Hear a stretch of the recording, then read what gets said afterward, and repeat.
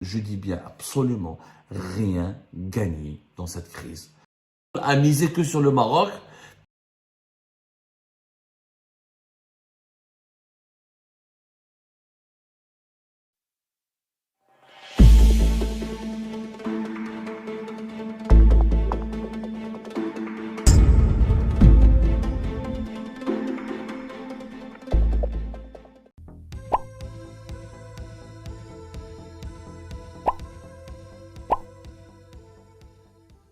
السلام عليكم متابعي قناة أخبار الساعة. تتعرض القناة يومياً إلى كم هائل من التبليغات أدت إلى الحد من انتشار الفيديوهات. المرجو منكم دعم قناتكم التي تعنى أولاً وآخراً بالدفاع عن المغرب وتنوير الرأي العام بكل ما يتعلق به بخطوات بسيطة هي كالآتي: تسجيل الإعجاب بالفيديو، الاشتراك في القناة، وتفعيل التنبيهات، ثم التعليق على الفيديو، وشكراً. Il a tendance de se disputer, de créer des embrouilles. Il adore s'embrouiller et créer des crises diplomatiques avec des pays importants et des voisins. Mais à la fin, il revient à sa position initiale, il oublie, la brouille se termine sans aucun gain pour l'Algérie. Je crois qu'il darbe Ma'anes gratuitement. Il n'obtient rien. Il n'obtient absolument rien. Je vois toutes les disputes de 2020 jusqu'à 2023, jusqu'à début de cette année 2024 plutôt. On a eu plein de crises diplomatiques. On a eu une crise diplomatique avec l'Espagne, au bord de la guerre avec le Maroc, crise avec les Émirats, on a eu une crise avec nos pays voisins, le Mali, des crises cycliques avec la France, quelquefois ça va bien, quelquefois ça va mieux. Bon, on va dire depuis la fin 2023, depuis le deuxième semestre de l'année 2023, ça va un peu mieux.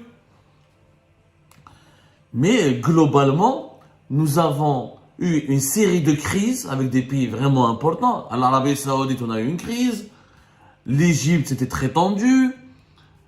Mais à la fin, l'Algérie n'a absolument rien obtenu. C'est-à-dire, le régime actuel, le système actuel, le post-Hirak, a inventé une nouvelle façon de faire de la politique et de la diplomatie, de la géopolitique. C'est l'art de se disputer de se disputer gratuitement, sans absolument rien obtenir en contrepartie. On ne sait même pas pourquoi on s'est brouillé, on s'est disputé, mais on n'a rien obtenu. Le meilleur exemple, c'est l'Espagne.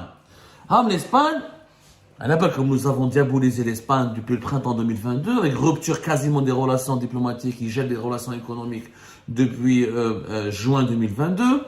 L'Espagne a été blacklistée, le nombre des vols a été réduit, les importations ont été gelées. Et une année, vers la fin de l'année 2023, tout rentre dans l'ordre puisque l'Algérie a décidé de reprendre ses relations petit à petit avec l'Espagne, avec la nomination d'un nouvel ambassadeur, alors que le poste était vacant depuis l'été 2022. Et les relations économiques sont en train de reprendre le plus normalement possible, alors que durant l'année 2022, le régime algérien, il a infligé des pertes. Les entreprises espagnoles ont perdu plus de 630 millions d'euros et le marché algérien était totalement perdu, où les médias algériens se targuer, afficher des chiffres, des pertes infligées aux entreprises espagnoles. Mais on a oublié, on l'a dit d'ailleurs à maintes reprises, d'ailleurs on aussi sur Algérie Part, c'est vrai que les Espagnols ont perdu le marché algérien, mais ils ont gagné quand même le marché marocain, voilà, parce qu'il y a eu quand même, les entreprises espagnoles ont beaucoup augmenté leur part de marché au Maroc, ce qu'ils avaient perdu en Algérie, ils l'ont compensé au Maroc, mais ça, c'est vrai que personne n'en parle. Les exportations depuis l'Espagne vers l'Algérie ont chuté de 87% entre juin 2022 et mars 2023. Jusqu'au mois de mars 2023, l'Espagne a exporté vers l'Algérie pour une valeur de 204 millions d'euros, contre près de 1,5 milliard d'euros. Durant la même année 2022. Par contre, l'Espagne a exporté vers le Maroc pour une valeur de 11,4 milliards d'euros, avec une hausse de 23% par rapport à l'année 2021. C'est-à-dire qu'elle a perdu l'Algérie, mais elle a gagné beaucoup avec le Maroc. En fait, ce que nous avons fait, le régime algérien, ce qu'il a fait, c'est très intelligent de sa part. C'est franchement le régime le plus intelligent de sa part.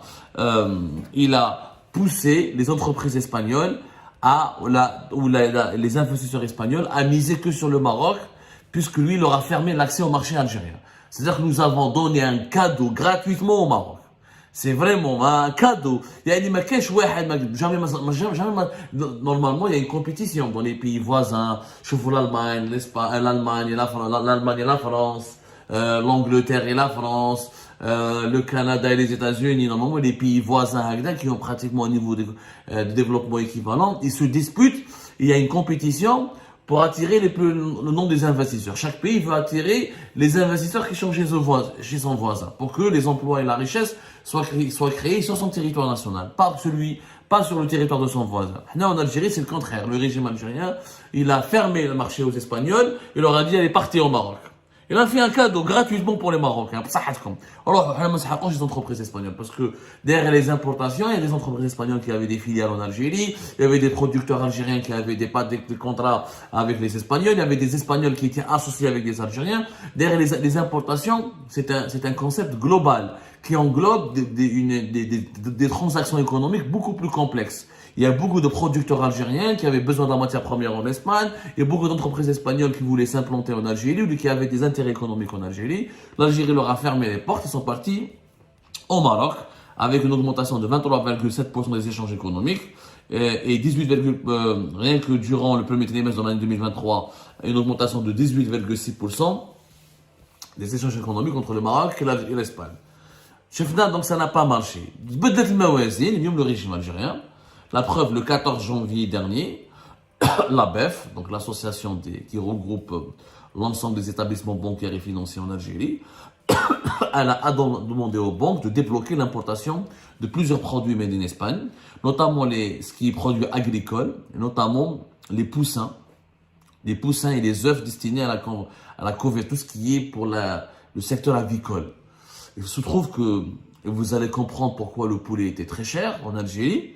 Parce qu'il y avait une société espagnole qui s'appelait Cobb, qui détenait 60% du marché algérien des poussins. Comme le poussin, d'ailleurs, on n'arrive pas à produire du poussin, on l'importe. Le poussin, on l'importe. On va dire qu'il y a une poule, et la poule donne naissance à des œufs. Donc on a les œufs qu'on peut consommer. Ou là, on peut égorger, là, on peut transformer la poule en viande blanche. Et c'est pour ça que c'est ensuite qu'on peut avoir les viandes blanches, le poulet, les cuisses de poulet et les différentes pièces d'une poule qu'on peut consommer ensuite dans nos plats quotidiens. Mais il faut avoir le poussin. À la base de cette industrie, c'est une industrie d'élevage, c'est vrai, c'est de l'élevage. À la base de cette production de la viande de poulet, il y a le poussin. 60% du marché algérien était détenu par des entreprises espagnoles. Quand il y a eu des brouilles, quand on s'est embrouillé avec les Espagnols, on n'a pas su comment remplacer le poussin espagnol.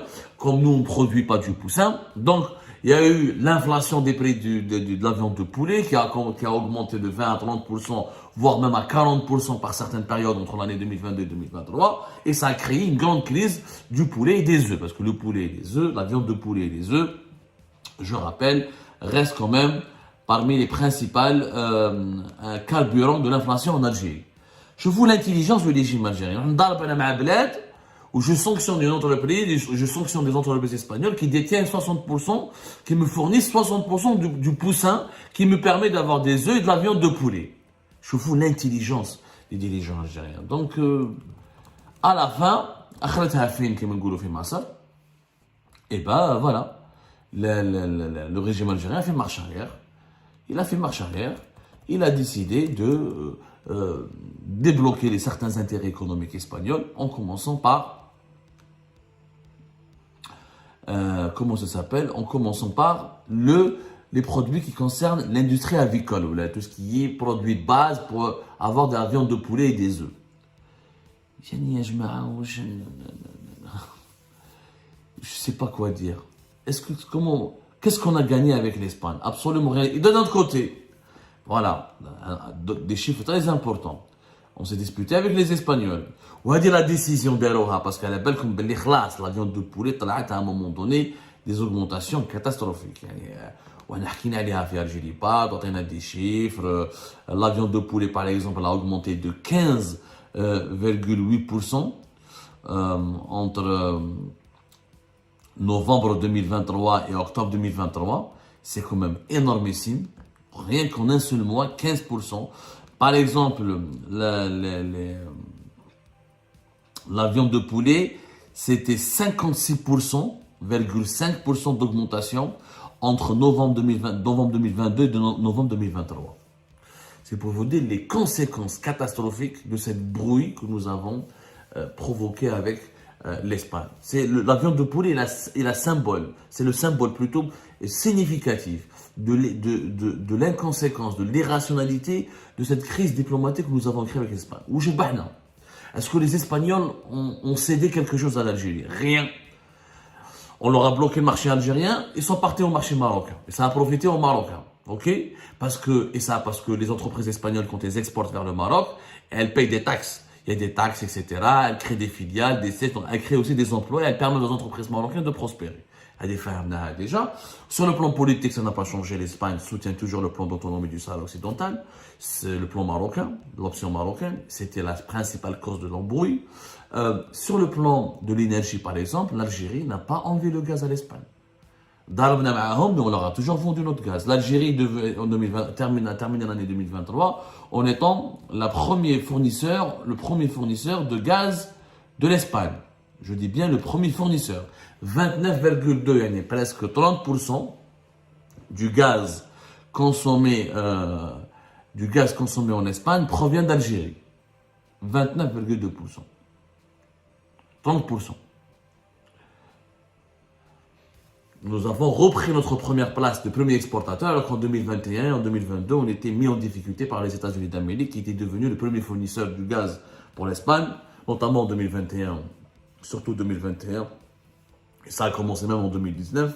Les États-Unis, avec leur gaz de schiste, ont pris beaucoup de parts de marché et ils arrivaient à détrôner l'Algérie. En 2023, l'Algérie, 29% derrière les États-Unis, entre 25 et 26% de parts de marché. Et au niveau des besoins de consommation du gaz naturel en Espagne. Donc l'Espagne a gardé le gaz algérien. Elle n'a rien perdu. Elle a perdu des marchés pour ses entreprises en Algérie qu'elle a récupérés au Maroc. Pendant que nous, en Algérie, on a gagné quoi? On a continué à vendre notre gaz à l'Espagne.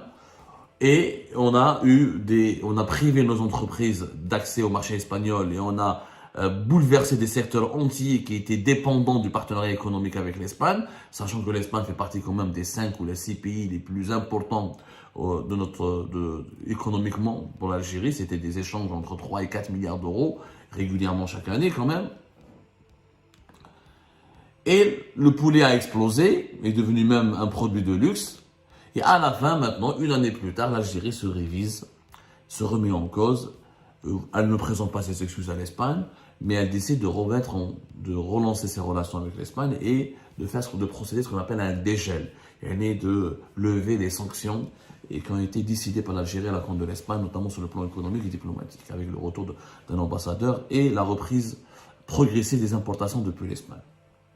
Une année et demie de crise qui a causé que des dégâts pour le consommateur algérien, qui n'a ramené aucun résultat politique pour l'Algérie et qui a permis au Maroc de profiter davantage et de se rapprocher et d'attirer davantage les entreprises espagnoles vers lui. Donc, quelle est l'addition? Elle est tout simplement catastrophique. Et voilà ce qui arrive lorsque nous avons des dirigeants qui ne réfléchissent pas, qui ne sont pas raisonnables, qui décident uniquement sur des coups qui prennent des décisions diplomatiques ou la géopolitique dans des moments de grosse colère.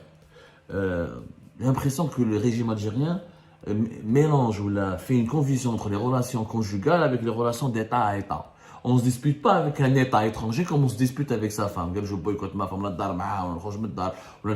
c'est un État, c'est pas une femme. C'est pas une relation conjugale. Les relations géopolitiques n'ont strictement rien à voir avec les relations conjugales. Mais je crois que les dirigeants algériens confondent régulièrement la géopolitique avec les humeurs ou là avec les frustrations conjugales et personnelles. Et ben voilà, ça cause cette situation. Des pertes colossales pour l'Algérie, des pertes complètement sèches pour l'Algérie. Nous avons absolument, je dis bien absolument, rien gagné dans cette crise.